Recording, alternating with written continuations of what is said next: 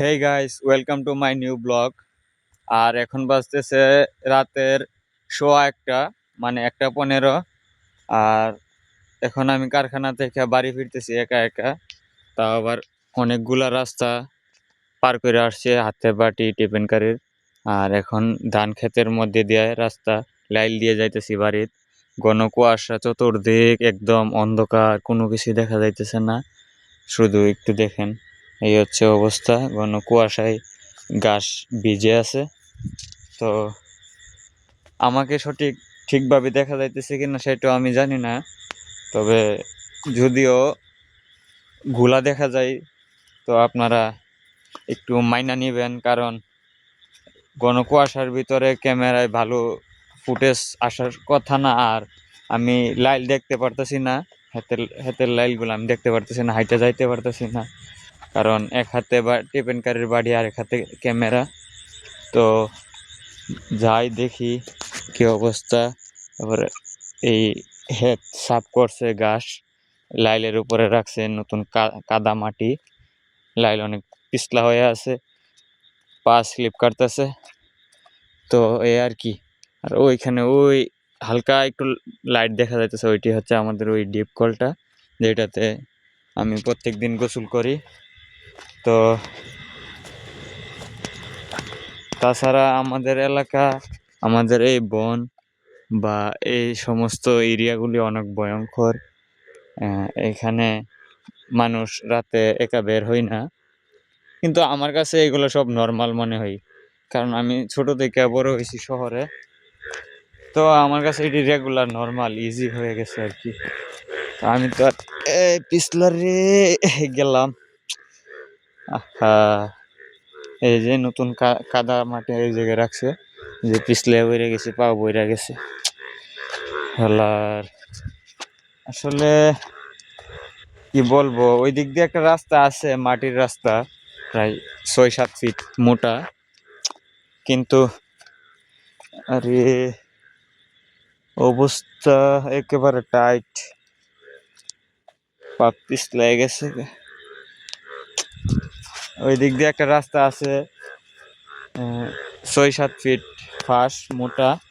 তো ওইটা আসলে অনেক দূর ঘুরে যাওয়া লাগে আর কি, সময়ও বেশি লাগে। তাছাড়া ওইটার ওই রাস্তার মধ্যে ঘাস হয়ে আছে, ওই ঘাস পানিতে ভিজে আছে। তো এদিক দিয়েও ঘাস আছে, কিন্তু হালকা পাতলা আর কি। তো ওইটার মতো না, তেমন বেশি না, কিন্তু এখন তো দেখতেছি পিছলে লাইল থেকে পড়ে যাইতেছি ক্ষেতের মধ্যে, কাদা বইরা গেছে পায়ের মধ্যে। এখন আরো বেশি খারাপ লাগতেছে। তো কথা আর বেশি বলার মতো কিছু নাই। তো এরপরও তাড়াতাড়ি বাড়িতে যাই, পেটে অনেক ভুক লাগছে। এই যে গতকালকে রাত 11:30টায় খায়া শুইছি, আজকে ইফতারি করছি। ইফতারির পরে এই পর্যন্ত কোনো কিছু খাই নাই, শুধু 2টা চা খাইছি, রং চা। আর দেখানোর মতো তো কোনো কিছুই নাই, একেবারে অন্ধকার পরিবেশ। ও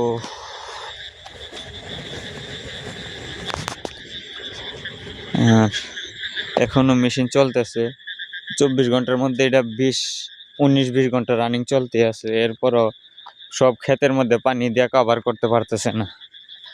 তো আপনারা হয়তো ভাবতেছেন যে আমি কথা বলতেছি, বক বক করতেছি, কিন্তু আমার ফেস, আমার চেহারা দেখা যাইতেছে না, কারণ আমি যদি ক্যামেরার ফ্ল্যাশ লাইট আমার দিকে ধরে রাখি, চোখে কোনো কিছু দেখবো না, তারপর সোজা ডাইরেক্ট পরে যাব ক্ষেতের মধ্যে।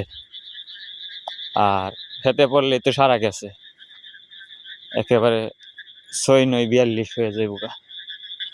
তো আর দেখানোর মতো কোনো কিছু না। এই যে বাড়ির সামনে চলে আসছি, এই ক্যামেরা হয়তো দেখা যাইতেছে না, কিন্তু খালি চোখে দেখতে পারতেছি। এই যে আর একখানি জমি দূরত্বে বাড়ি, পৌঁছে গেছি, প্রায় আধা মিনিটের মধ্যে পৌঁছে যাব।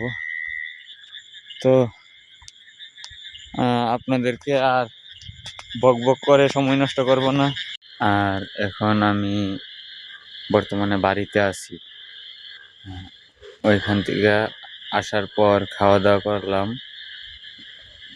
আমি এতক্ষণ ভিডিও করছি না, কারণ অনেকক্ষণ ডাকাডাকির পর আম্মা উঠছে ঘুম থেকে, তাই খাওয়া দাওয়া করে এখন বের হয়ে গেছি, আমার ঘর থেকে বের হয়ে গেছি। এখন আমার ঘরে আমি যে ঘুমিয়ে যাব। তো আর ডিস্টার্ব করলাম না আম্মুকে। তো খাওয়া দাওয়া করছি, এটাই সেহরি, এটাই রাতের খাবার। এই খাবার খেয়ে আমি রোজা রাখবো। আর এই হচ্ছে আমাদের বাড়ি। এইখানে একটা ঘর, এইখানে পাকঘর, ওইখানে বাইরের বাথরুম, ওইখানে গরুর ঘর, এটা হচ্ছে আম্মার রুম, এটা হচ্ছে গোসলখানা, এটা আমার ঘর। ওইখানে কবুতরের টং আছে অনেকগুলো। আর এটা হচ্ছে পাকঘর, ঘরের ভিতরে গ্যাস আছে। আর বাইরে পাকঘর, এখানে লাউ গাছ, ওইখানে বনগোলা, আর এখানে আছে ডাব গাছ, ওইখানে আছে ডাব গাছ। এই আর কি। আর গাইস, রাতের বেলা তো আপনাদেরকে দেখালাম ওই আমার বাড়ি ঘরের সবকিছু বিস্তারিত। আর একদিন আমি সময় করে দিনের বেলাও আপনাদেরকে A to Z সবকিছু দেখাই দিব, সমস্যা নাই। আর এখন আমি এই ডিপকল থেকে গোসল দিয়ে রেডি হয়ে কারখানায় চলে যেতেছি। এখন বাজে প্রায় 12:30টার মতো। আর এখন দেখেন ওয়েদার, জোস একটা ওয়েদার, বাতাস আছে, আকাশে রোদ আছে, আবহাওয়া ভালো। আজকের রোজাটা তেমন কষ্ট হইব না। তো আর বেশি কোনো কিছু বলার নাই। তো যদি ভিডিওটা ভালো লাগে অবশ্যই একটা লাইক অ্যান্ড একটা কমেন্ট করে দিবেন। আর চ্যানেলে নতুন হলে সাবস্ক্রাইব করে দিবেন। তো আজকের ভিডিওটা এই পর্যন্তই। Thanks for watching.